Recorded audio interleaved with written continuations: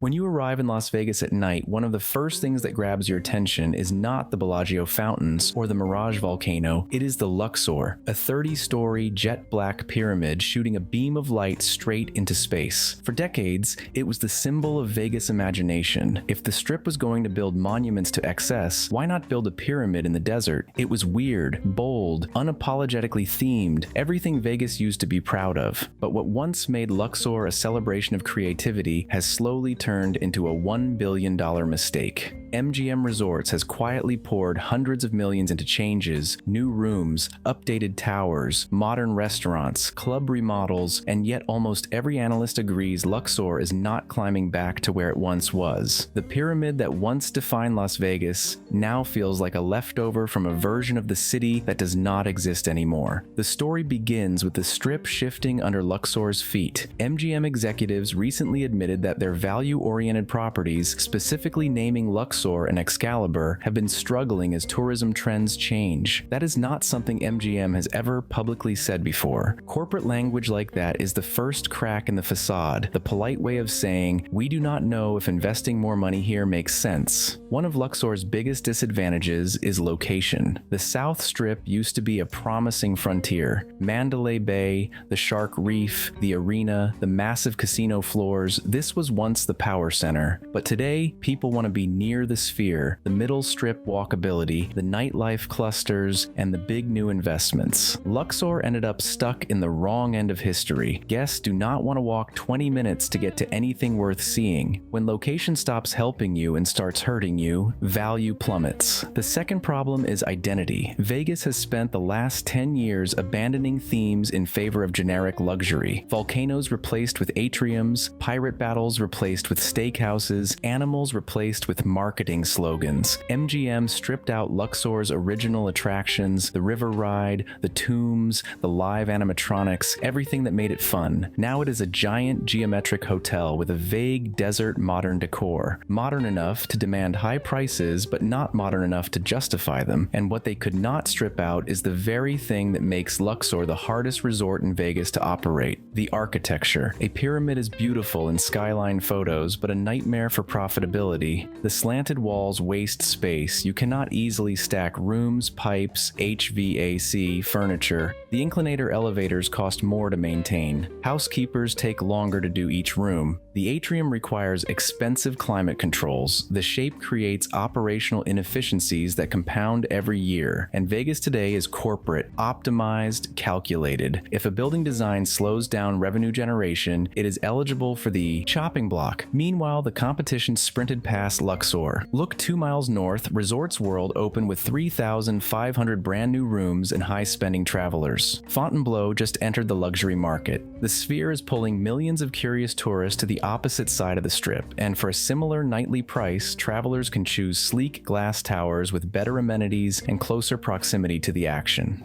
You do not need a spreadsheet to see why Luxor is losing the fight. There is also the psychological factor that people do not talk about out loud, but everyone thinks. The Route 91 Harvest Festival tragedy. Even though the shooter acted from Mandalay Bay, Luxor faces the festival grounds. That memory sits in the skyline. Some visitors avoid the entire south end of the Strip because it reminds them of one of the darkest nights in Vegas history.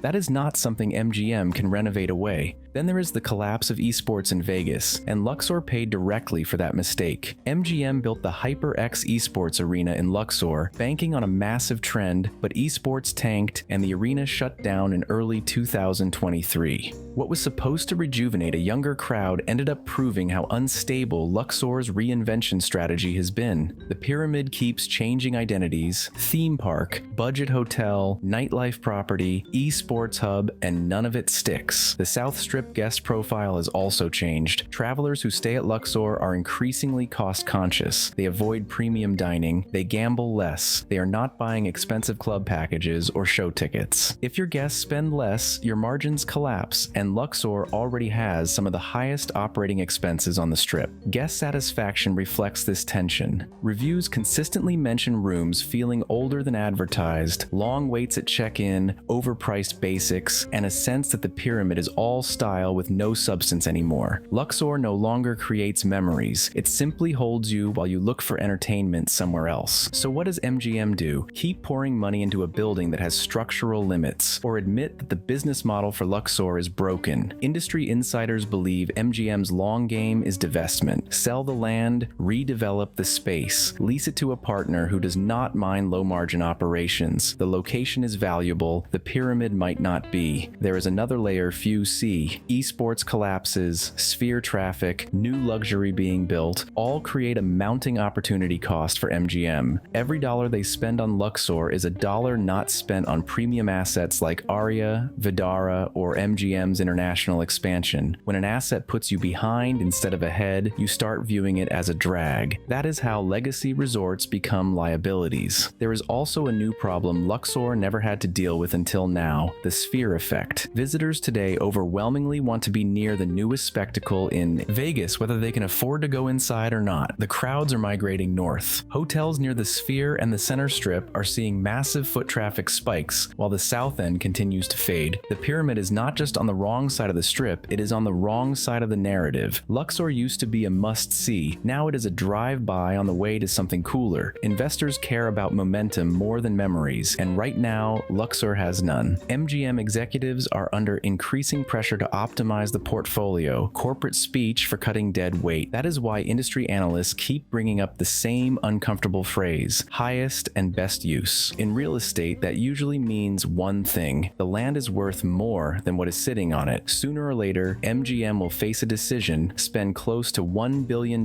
more trying to modernize a pyramid that was already outdated the day it opened, or admit the run is over and replace it with something safer, something standardized, something forgettable. And when that day comes, the beam of light that once defined the Las Vegas skyline could disappear in the blink of an eye. Not because it failed, but because corporate Vegas stopped believing in its own magic. And here is the stark truth: disagreements over concept are nothing compared with talent and morale. Employees feel it first. Several longtime staff told trade publications that turnover at Luxor is up, tips are down, and morale has dropped. Service delays, slow roll elevators, dated stairwells, increased maintenance issues. These are small complaints individually, but they add up to a story of decline. When guests feel it, they leave faster. Repeat visits drop, recommendations fade, and the volume model cracks. So yes, Luxor could still hold value on paper, but that is only part of the equation. If the guests are not returning, the brand is not drawing, and the owner is citing it as value-oriented struggle, then the hundreds of millions spent become a sunk cost, not a value builder. For this resort, relevance becomes the highest return on investment, and if Luxor cannot regain relevancy, it may become one of the many icons that peaked and were left behind. In the end, Luxor's story is not just about a bad investment, it is about Vegas itself, a city built on dreams, spectacle, and the audacity to try something crazy. The pyramid stands as a reminder of when Vegas dared to build the impossible. Now it stands as a reminder of what happens when the impossible becomes ordinary, when charm becomes cost, risk becomes science, spectacle becomes expense. The question now is not if Luxor will be sold, demolished, or forgotten. It is whether anyone will notice. Will the pyramid vanish quietly, swapped for glass towers and condos, or will our generation be the ones saying goodbye to another Vegas landmark?